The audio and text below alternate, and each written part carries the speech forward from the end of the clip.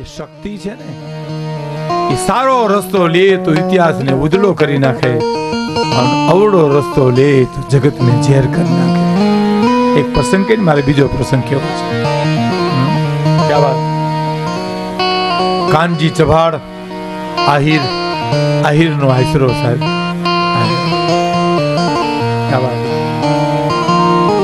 આહિર ના મહેમાન કાનજી ચભાડ થઈને નાગદાનભાઈ દેવાનંદ ને, આમ તો દેવાનંદ હે, હા દેવાનંદભાઈ વાંગીયો સાહેબ, દેવાનંદ ડગીશિયાની ઈ જ. હા, શું વાર્તાઓ પડી છે સાહેબ આપણી તો, અદભુત છે. ગરીબ માણસ કાનજી સવાર જેવો માણસ મહેમાન એટલે ઘડીક ઉભો થાય, ઘડીક બેહે, ઘડીક ઘરમાં જાય. પરમ પૂજ્ય મોરારી બાપુ એકવાર બહુ સરસ બોલ્યા છે કે કરોડ રૂપિયા હોય ભગવાનજીભાઈ આપણી પાસે, પણ દાતારી તત્વો ન હોય તો શું આ કામ ના થાય? તો છાણાના મોઢવામાં અને રૂપિયાના ઢગલામાં કાંઈ ફેર નથી.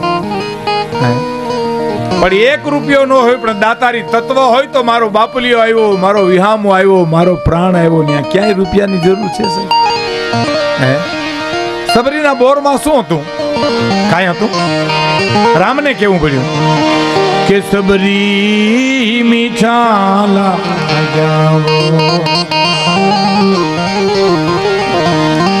મીઠા લાગ્યા બોર, એ સબરી મને મીઠા લાગ્યા બોર, એ જેમાં તારી ભાવના મોર, સબરી મને મીઠા લાગ્યા બોર, ભાઈ તારા મીઠા લાગ્યા.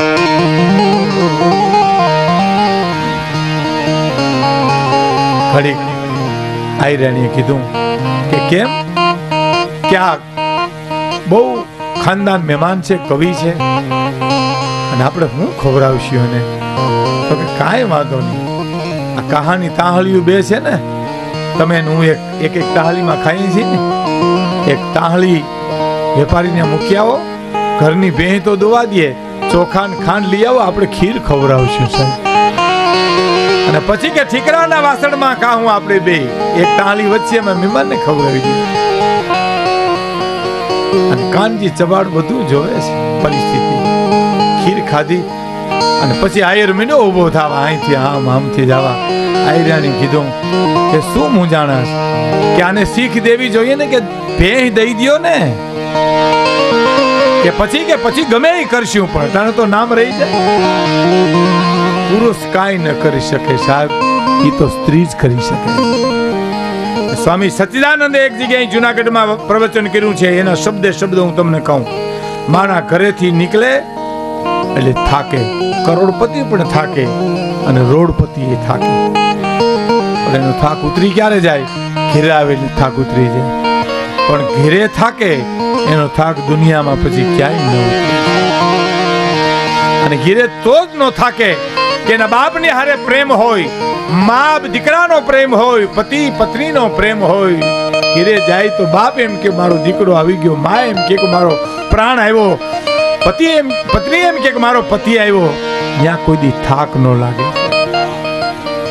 એક જણો જેલમાંથી છૂટીને ઘીરે જતો હતો ને, એમાં કોક જોઈ ગયું વચ્ચેથી, હળી કાઢીને એની પત્નીને કહી આવ્યું કે મારા ભાઈ જેલમાંથી છૂટીને ઘીરે આવે, તો ઉપડે જો હોઠ કાઢીને કહે એનો ટાંટિયો ક્યાંય ટકે નહીં. મને ખબર હતી કે આવશે જ અહીંયા. આ દાંપત્ય જીવન કહેવાય સાહેબ. અમારા બચુભાઈ ગઢવી વઢવાણ વાળા એમ કહેતા કે રામથી રામવાડા સુધીના દાખલા લેતા હો તો સ્ત્રીની મર્દાનગીથી જ પુરુષોએ તરવારો ખેંચી છે બાપ. શેર સગાળ સાહેબ કીધું તું બિલખામાં કે દીકરો ખાંડીને ખવડાવી દઈ, એ તો ચંગાવતી જ કહી શકે બાપ. દેવાજ બોદર તો ચિઠ્ઠીમાં લખે કે આયરાણી આવેલ માણસોને આરે દુશ્મનને શણગારીને મોકલી દેજો, આયરાણી રાહ રાખતા વાત કરજો. પુરુષ તો લખી હગે બાપ, અમલ તો ભારતની આર્ય નારીને કરવો છે.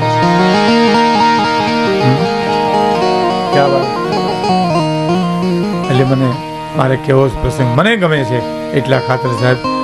અને આ દેવાજ બોધનનો પ્રસંગ, તમે સૌરાષ્ટ્રના લોક સાહિત્યના કોઈ પણ પ્રસંગ તમને કેદી નહીં ગમે એ તમને કહું, કેદી નહીં ગમે. જેથી સોનાને કાટ લાગશે, ગંગાજળમાંથી દુર્ગંધ આવશે અને હાવજ જેથી ખડ ખાહે તેદી નહીં ગમે. આ તો પ્રાણ છે, આ તો હોનો છે સાહેબ. પરમાર રાણી અગ્નિ કુંડમાં પ્રાણનો ત્યાગ કર્યો અને 1 વર્ષના નવઘણમ ઉછાળીને વાલબાઈ નામની વડાને કીધું કે વાલબાઈ હું તો જાઉં પણ મારી જ્યોતને દેવાજ બોદરને આંગણે મોકલી દેજે. બસ કેટલો વિશ્વાસ છે તમે વિચાર તો કરો. મારો જીભનો માનેલ ભાઈ છે, મારો નવઘણનો વાળ વાંકો નહીં થાય. અને વાલબાઈ જીલી લીધો સર. આ કાનજીભાઈની જ વાત છે સર, કાનજી ભૂટાની જ. કાનજીભાઈ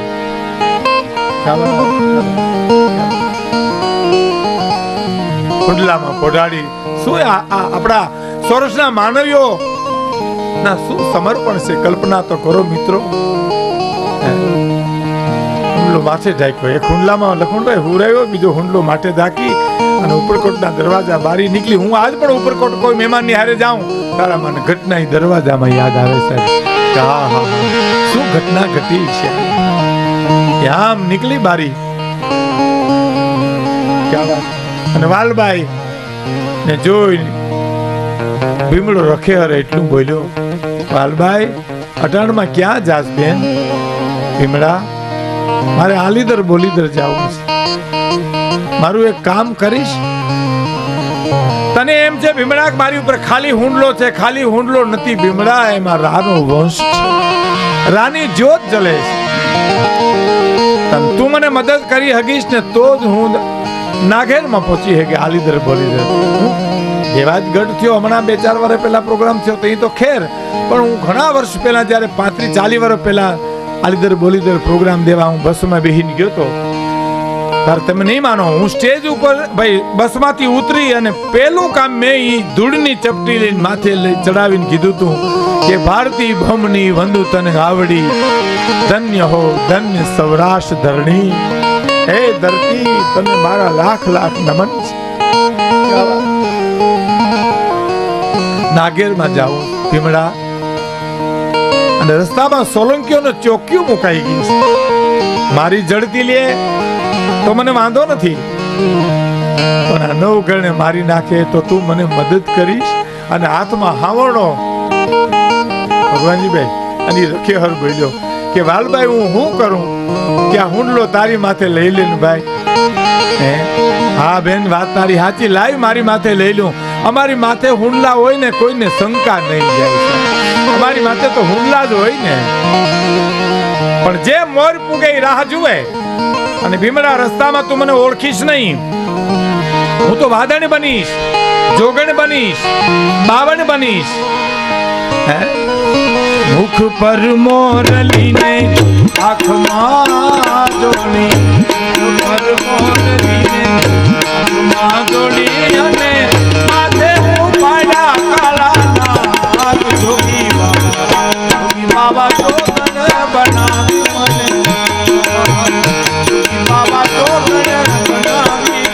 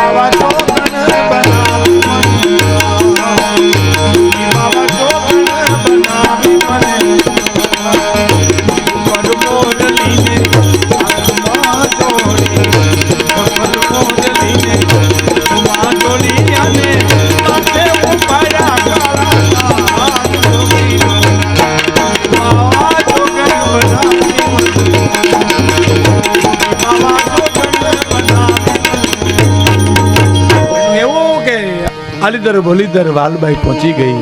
ભીમડાને આવતા વાર લાગી. આહા, નેજામાની જોવે આવ્યો, આવશે, આવ્યો, આવશે, આવ્યો સાહેબ. હાલભાઈ, હા ભાઈ આવી ગયો તો હા. હવે સામે દેખાય એ આલીદર બોલી દેવાય તો બોદરને આંગણે જઈ અને થાપડીને હોકી આવી. બેન વાડ વેલા ને કાન હોય તું ઉતાવળ કર, થોડું વોલ્યુમ. અને જ્યારે માથેથી હુંડલો વાલબાઈ લીધો,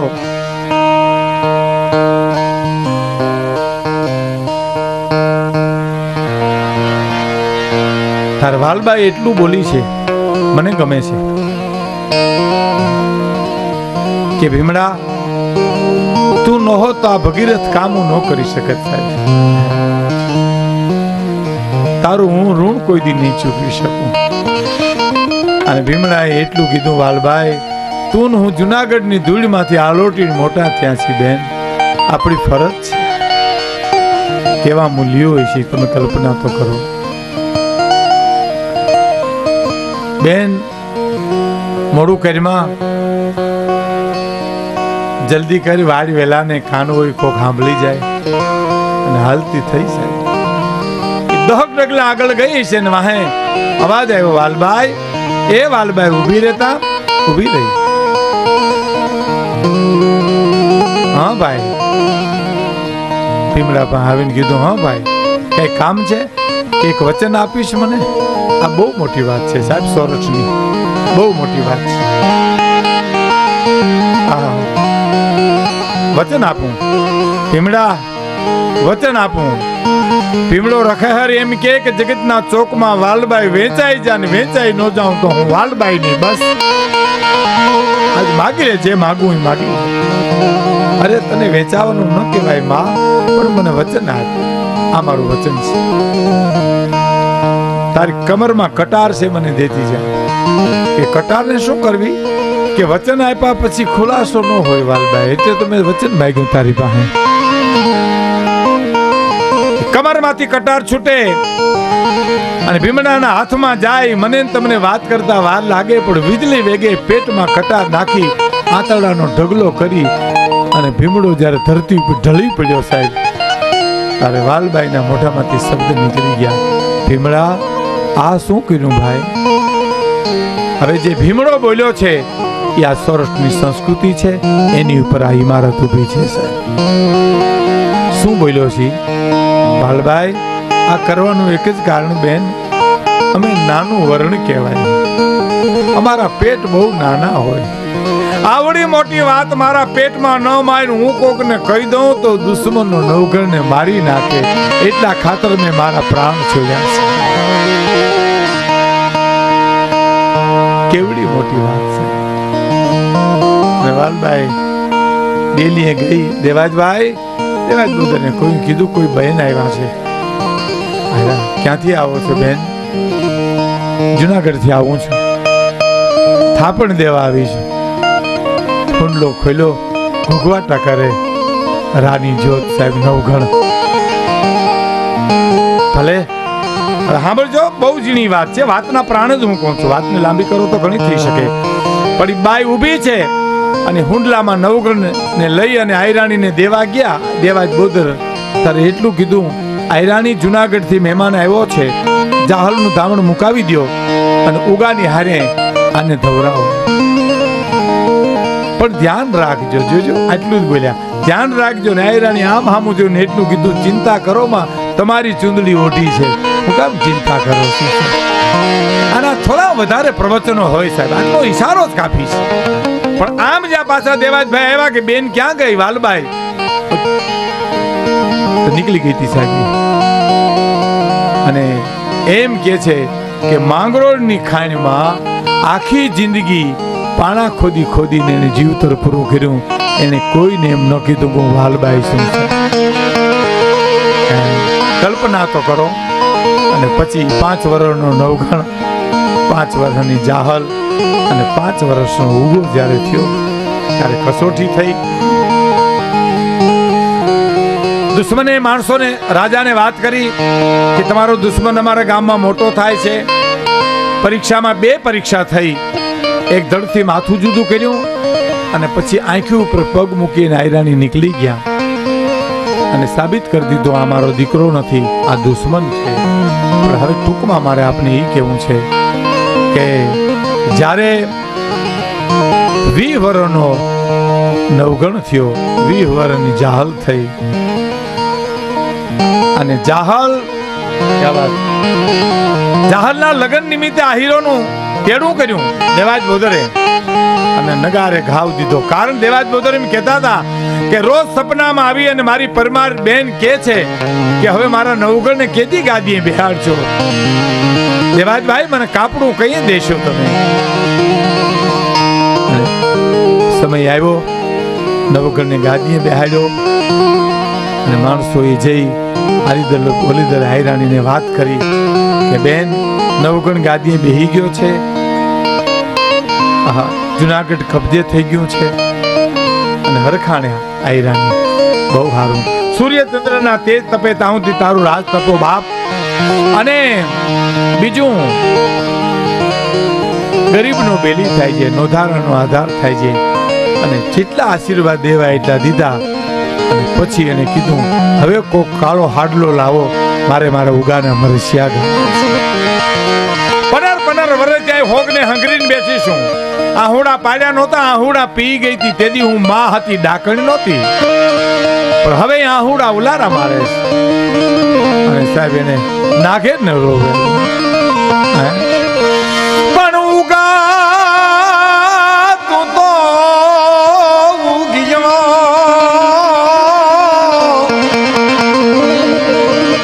અરે રે અમારે તું ગયા આથમિયો તારે ગામત રે ગોકી નો થયો.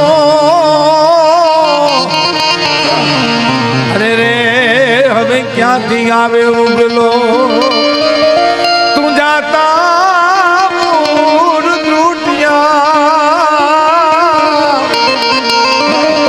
અરે રે મારી વંશની વેલી ના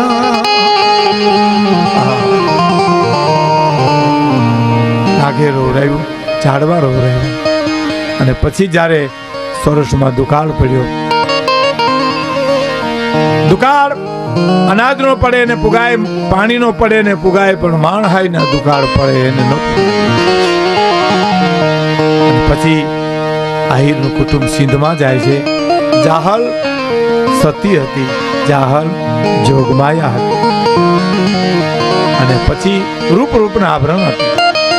સિંધના સુમરા નજર પડે છે કે સિંધનો સુમારો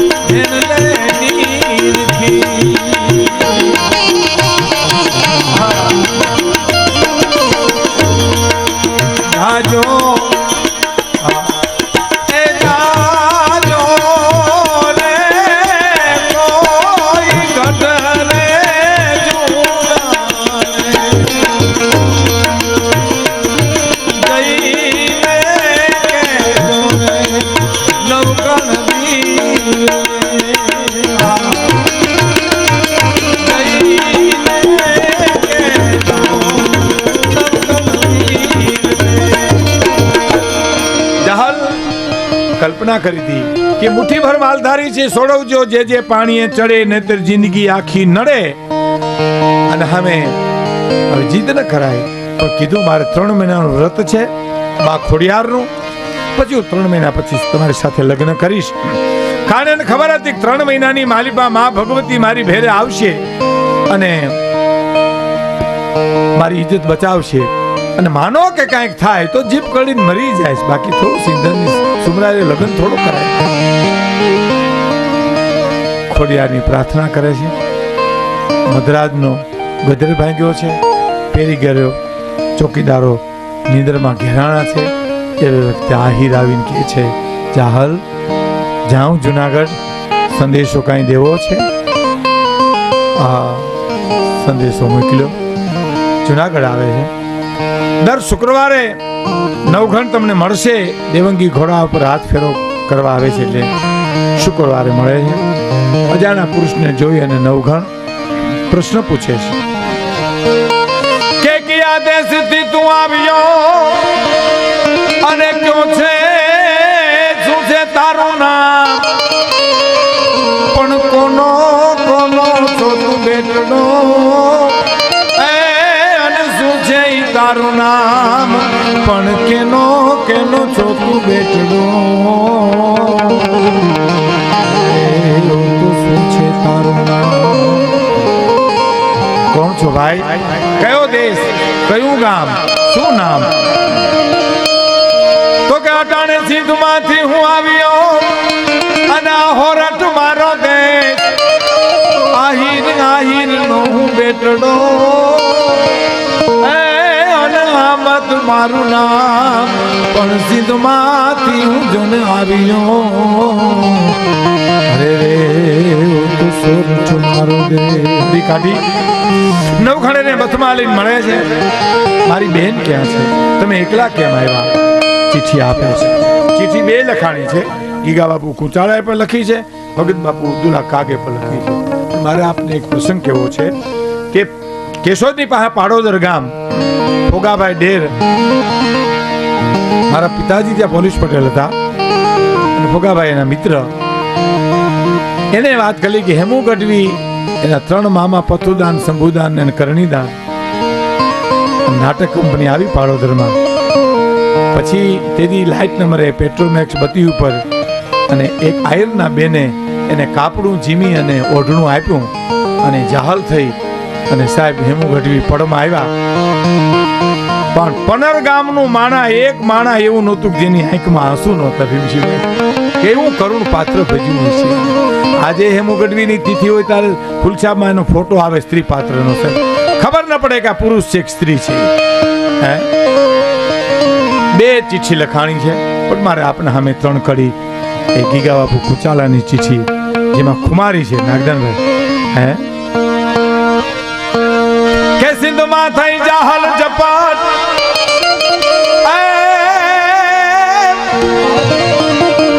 સિંધમાં જાહલ થઈ જપાટ અને ફરમાયો રૂપ ફરમાન, આડા આડા ઘોડા બાંધી જા, તું તો એક ખુલી તરકા તરકાન મું પર ન કરતા ગઈ વચન કપડાએ વચે,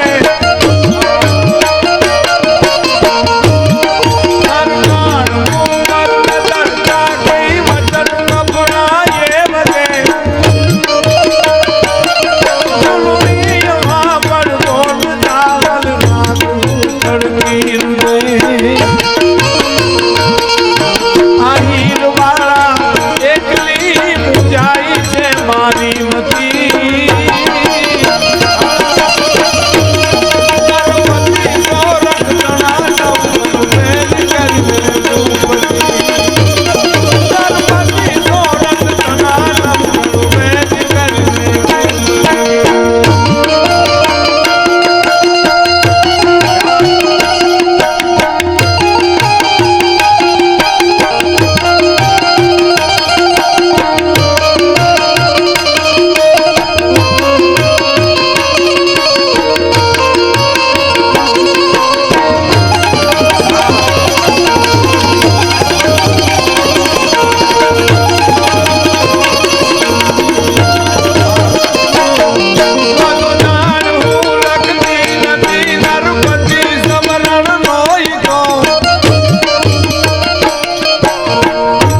કડી મારો થાક ઉતારી દે. 65 વર્ષની ઉંમરે હશે આ હું કડી ગાઉં ને તો મને પોરો ચલે છે.